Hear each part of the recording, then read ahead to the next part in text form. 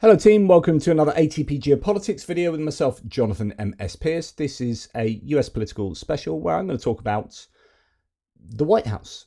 I'm going to talk about the, scare quotes, renovations of the East Wing of the White House, where renovation means destruction, demolishing, and then building of something much bigger and gaudier. So let's get into it. Let's talk White House and who's paying for it, why it's controversial, and what it says about Donald Trump. Okay, so we have here the East Wing, as is stated here, the beautiful 124-year-old East Wing of the White House, all of which is owned by the United States National Park Service, is being destroyed this week without any authorization. So the problem here is, yet again, Donald Trump is acting like a sort of dictator, really, unilaterally, without any recourse to Congress. This a gaudy white and gold ballroom costing, well, anywhere between $200, now we're hearing $300 million, being decided by the number one person at the top, appears to be the sort of activity you'd expect in some kind of banana republic dictatorship. And yes, that includes the demolition of the first family's beloved movie theatre constructed in 1942. So this is the building that is presently getting deconstructed. And there it is. So as Paul Tonko here says, while Trump fires federal workers, public servants go without pay, and costs are set to skyrocket during this GOP shutdown, the president is now bulldozing the White House to build a more than $200 million ballroom. This administration sinks to new lows with every passing day. And in fact, I just saw a queue right around the block for a food bank for federal workers who have not been paid and can't afford to eat at the moment. It's absolutely horrendous. Meanwhile, he's knocking down the East Wing with no permission and is going to build himself a big $300 million ballroom. Something really doesn't sit right with me there. Here's a picture of the destruction taking place now, literally and figuratively, says Representative Eric Smallwell. Donald Trump destroyed the White House. Here we have an image of what is being taken down. Now, we don't know whether they're just going to take off the side of the East Wing or whether the whole East Wing is going to go. But I'll tell you what, they're going to have to do some serious rebuilding and joining, because, I mean, they have just they're just knocking it down with wild abandon by the looks of it. But anyway, what is going to be built there in its stead is bigger than the White House residence. So Donald Trump is building a ballroom that is bigger than what we would consider the White House. Absolutely incredible. So here it is. They're just, when I say, are they just knocking the side off, or are they taking the whole thing down? It's going to be really difficult to stop. And I don't know. I'm no builder, so do you know what? I'll shut up now. But just pretty incredible there, these images. If they're going to leave this area here, then I don't know. It looks to me like surely they've got to knock the whole thing down. Guess what, America, says Morgan J. Freeman. Your favourite president promised that the construction of his BS $250 million ballroom would not cause any damage to the White House. That's what he initially said. Now he's demolishing the entire East Wing, according to this source. And he's doing the same to our entire country. Here's another image. David Axelrod, Democrat here, saying this image of the East Wing of the White House is a metaphor for broader reckless destruction. The ballroom that will go up there will be a gaudy monument to vanity, corruption, and excess. For anyone who has worked at the White House or cares about its rich history, it's a gut punch.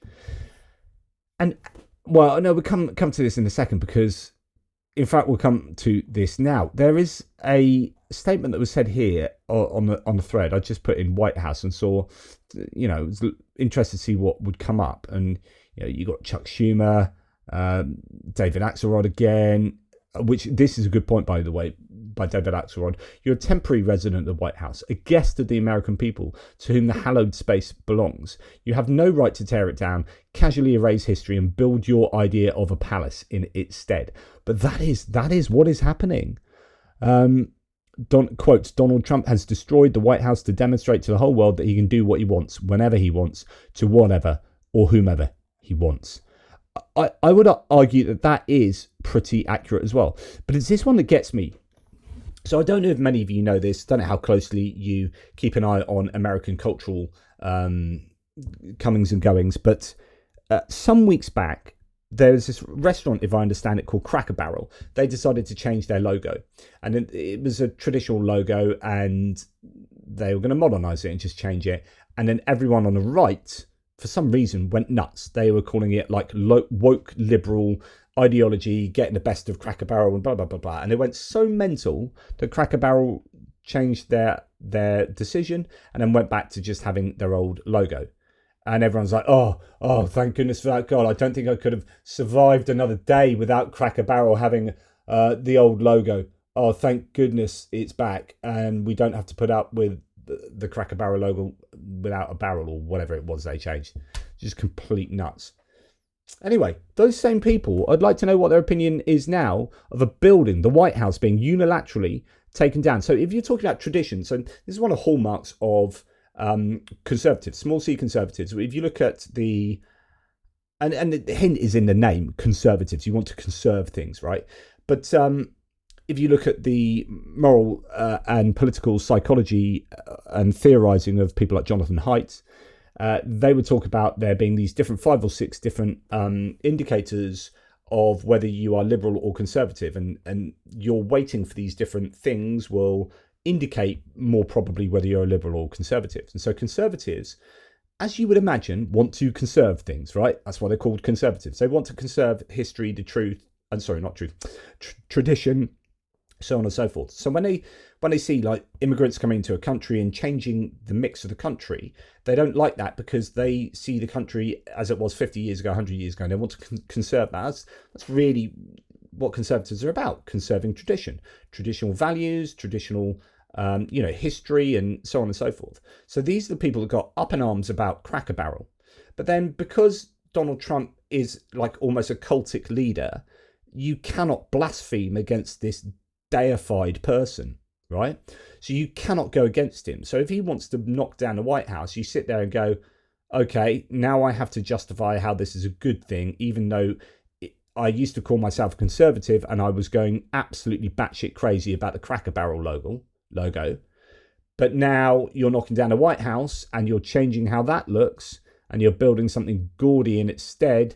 I have to sit here and go how wonderful it is and how strong Donald Trump is for doing these things, so on and so forth. So I think that's a really interesting observation there. Lots and lots of stuff people are writing. This call to activism.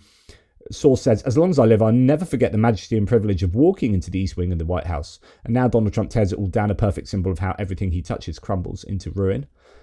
You've got this one, which is the last moment America was kind of normal. US president was a well-respected, decent leader, and the White House was intact. So this is Joe Biden. Final selfie before leaving the White House. One more selfie for the road. We love you, America, President Biden. And what you see there is a White House that is still intact. It doesn't have the rose garden that's been paved over by Donald Trump to put a patio with umbrellas that look like Mar-a-Lago. You've got a ballroom being built in the inside of which looks like Mar-a-Lago. And then you've got an Oval Office covered in gold now that looks like Mar-a-Lago. So Donald Trump is just trying to turn the White House into a replica of his already gaudy monument to his own ostentatiousness. That is what the White House ballroom is going to look like. The White House just announced, said Brian Tyler Cohen about 23 days ago, the construction of Trump's what was then $200 million golden ballroom. It then went up to $250 and is now $300 million. The building will continue during the government shutdown while American soldiers go without pay.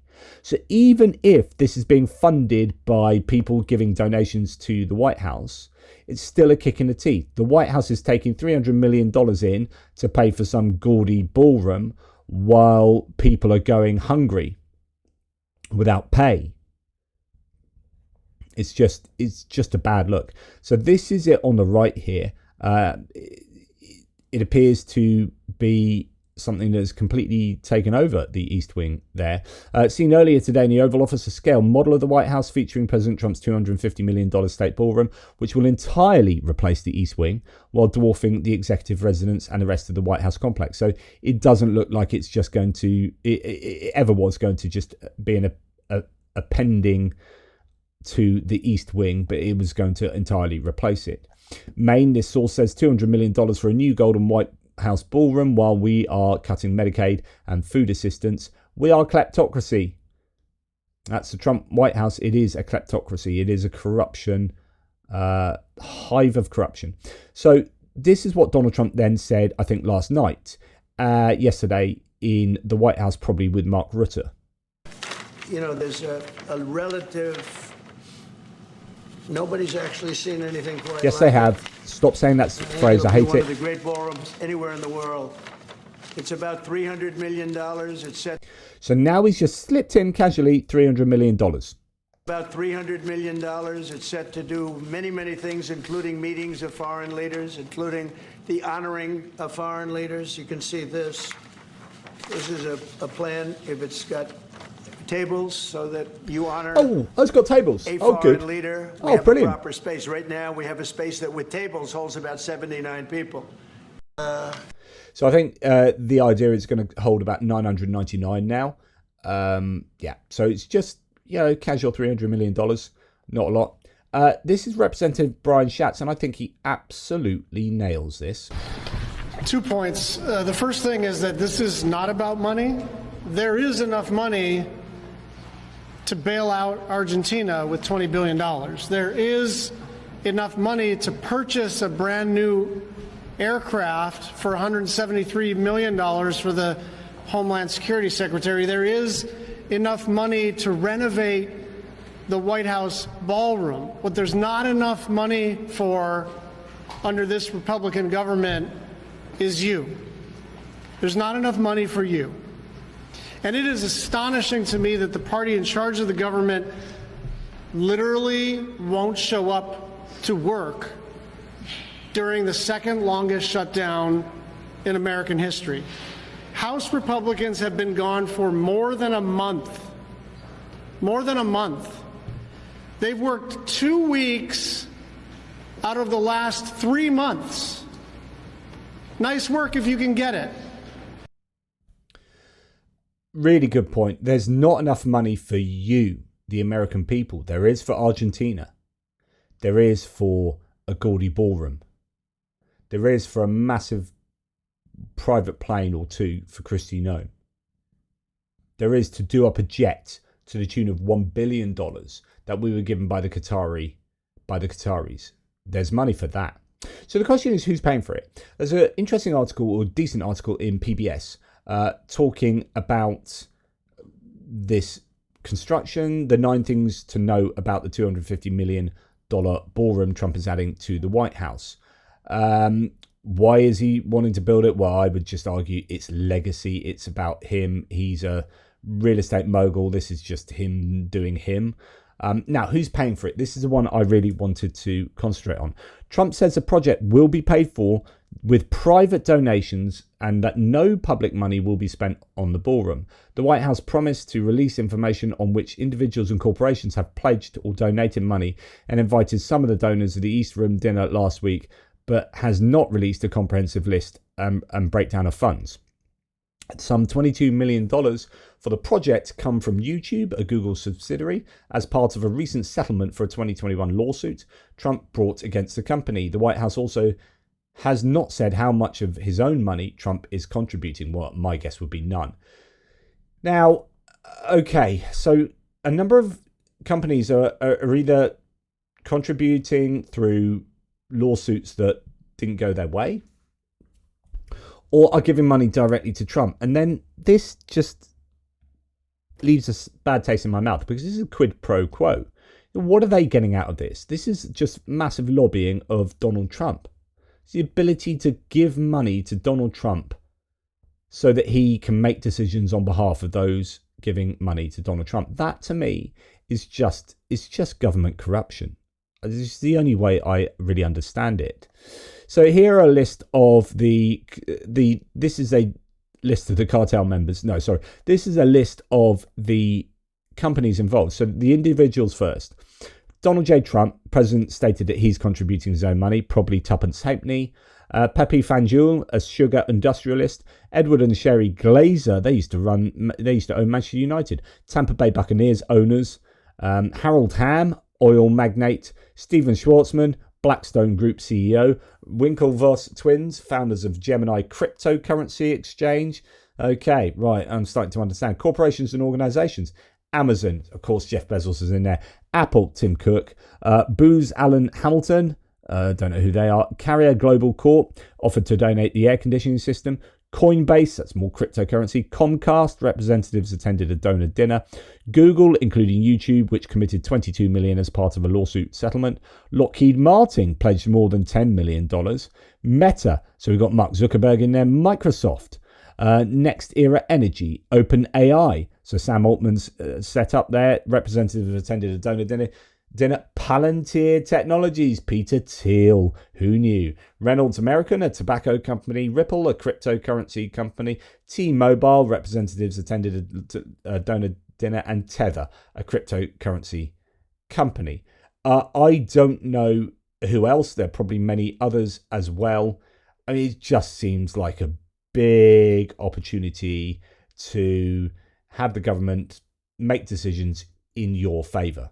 This is just bribery, as far as I can see it. Stephen King, the author, says Trump's destruction of the East Wing is part of a pattern because he never has to stand for election again, at least under normal constitutional rules. He's like a gleeful toddler, not toilet trained, beshitting everything he can reach.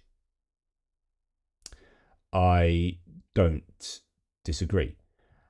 Okay, so let's see what Jessica Tarlov, the often under fire only liberal on the 5 show on Fox News. She holds her ground every day.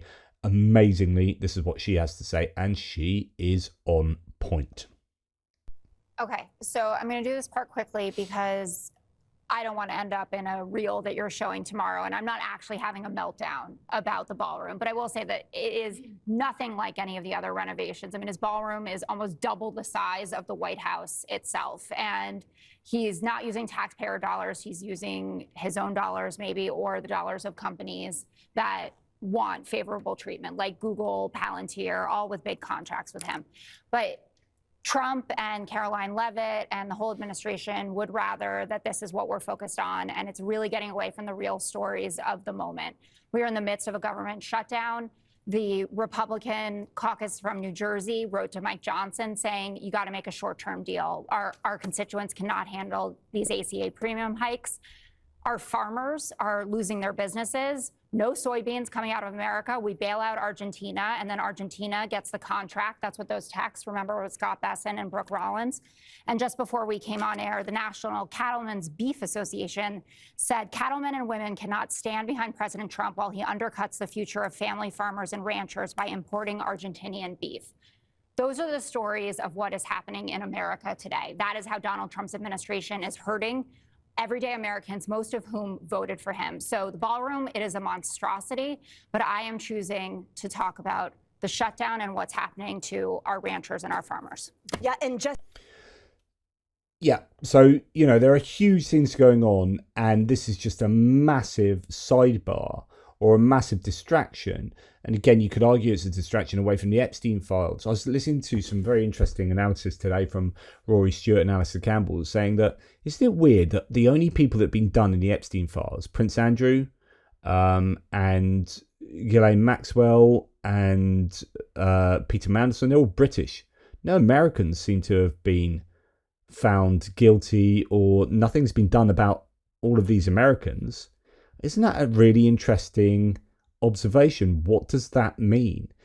And of course, the Republican Party at the moment are trying their hardest not to allow the new Arizona representative from the 7th District in Arizona, is it Grijalva?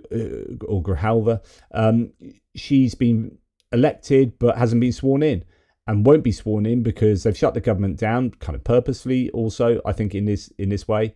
And Mike Johnson is not allowing her to be sworn in because he knows that if he does, then the Epstein files will be released due to the discharge petition having that one vote that it needs. So everything appears to be an attempt to bury the Epstein story, and you could argue this is part of that. Ron Filikowski here says, does lying about demolishing the entire East Wing of the White House with zero consultation with Congress, the National Park Service, or anyone else, something that will reach the low info voter who doesn't watch the news? Will anything reach them? That's always a concern I have, which is that the people that need to know about this, that should be getting angry about this, working class Republican voters or whatever, they would be going mental if this was Obama or Biden and Fox News was telling them every day that this was disgusting, because they watch Fox News. Fox News doesn't report anything negative about Trump, and it's just absolutely insane. Sir, just changing this topic slightly, I see you've got the model of the White House and the ballroom. Many people were surprised the entire East Wing is being demolished, because you had said initially that the ballroom would just touch or would not. Well, touch certain it. areas What are being happened? certain areas are being left. We determined that after really a tremendous amount of study with some of the best architects in the world, we determined that really knocking it down, trying to use a little section. The East Wing was not much. There was not much left from the original. It was over the course of 100 years, it was changed. The columns were removed, and it was a much different building. Then a story was added on in 1948, 1949. There was a story added on, which was not particularly nice.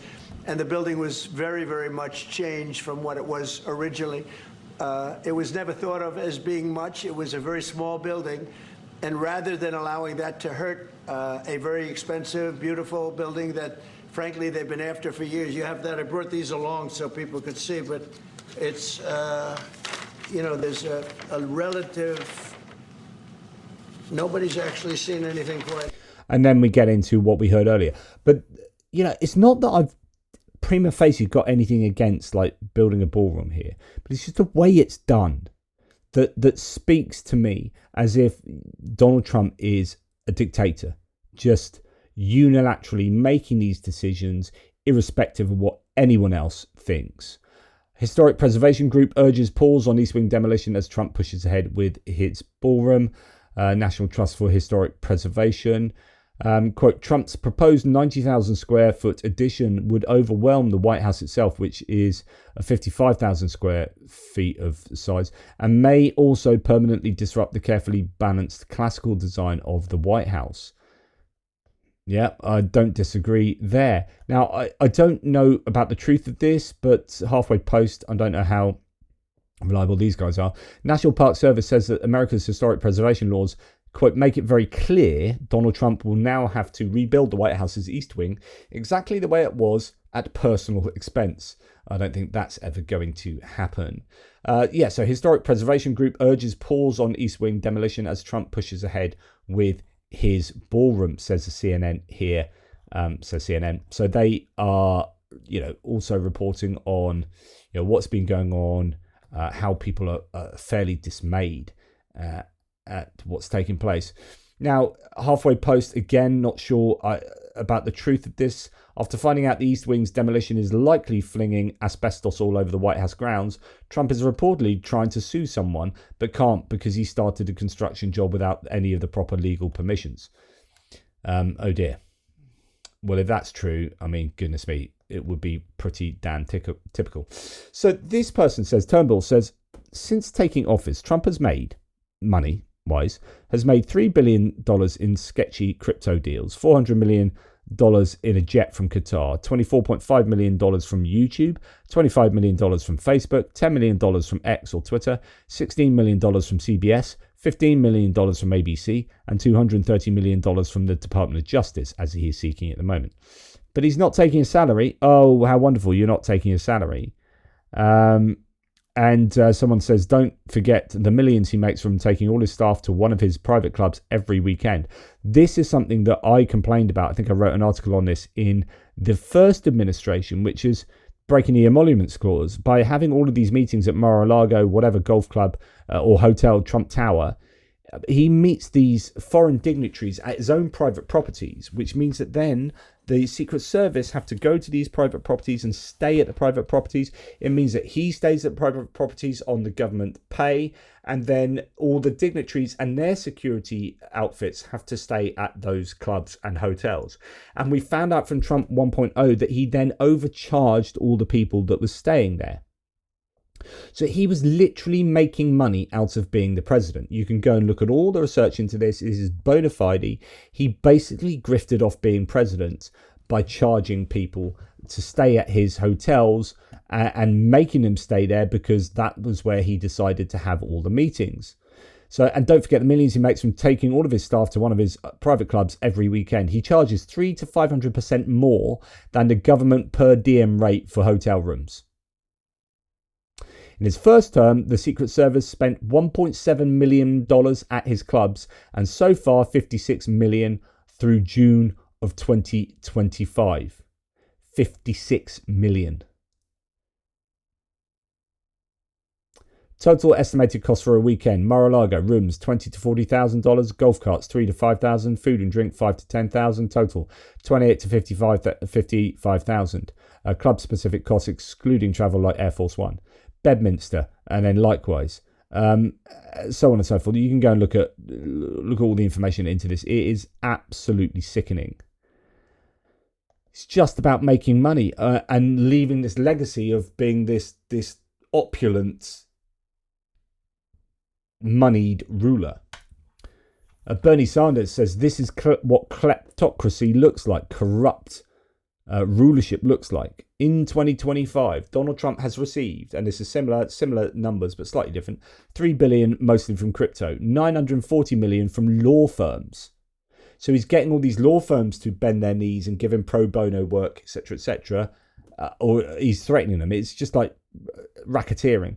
$400 million in a plane from Qatar, $36 million from CBS. So not just the $16 million, but then all this money that's supposed to be paid in the form of public service announcements. 25 million from Meta, 24 million from YouTube, 16 million from ABC, Disney, 10 million from X, and now 230 million from the DOJ. It's like, this is the grift. It is absolutely incredible. And just in case you didn't think he was narcissistic, I'm going to leave you with this. Somebody went up there, they say, you're the third best president in the United States. This was on television, third best. And they said, who are the first two? George Washington and Abraham Lincoln. And I got extremely angry at this man. You know, you can't, it's going to be tough to beat, Mr. Senator. It's going to be, John, it's going to be very tough to beat Washington and Lincoln, but we're going to give it a try, right? Hey, they didn't put out 8 wars, 9 coming, all right? We put out 8 wars, and the 9th is coming, believe it or not. Somebody... Oh, I hate the people that clap stuff like that. So he's like genuinely angry that people don't see him as the greatest president in American history. And he genuinely thinks he's put out 8 wars. You know, Armenia and Azerbaijan, or as he likes to say, Albania and Azerbaijan. Yeah, nice one, mate. So Armenia and Azerbaijan, you didn't solve that war. You keep claiming you did. Turkey and those 2 countries did it together. Thank you very much. And then they came to the White House and they signed a document. And then a couple of weeks later, you couldn't remember who they were. That's not solving a war. You couldn't even place where they are on a map, you gargantuan mouldy toenail. Just so frustrating. He's creating this narrative of himself and selling it, you know, and Fox News as his propaganda arm sells it to the base. And they're like, oh yeah, Trump solved all these wars. No, he hasn't. No, he hasn't. How did he solve the Gaza-Israel conflict? He gave huge amounts of weaponry to Israel, who then committed genocide, and then the whole place is rubberized, and then, oh look, a peace deal's come out of that. I solved that. What? You were complicit in genocide? Is that what you call solving a war? It's absolutely unbelievable. So, yeah, that's Trump for you. But yeah, let me know what you think about the destruction of the East Wing of the White House and the building of a huge ballroom that is going to look like just what you imagine it would look like, knowing who Donald Trump is. Let me know what you think. In the meantime, take care. Speak to you soon.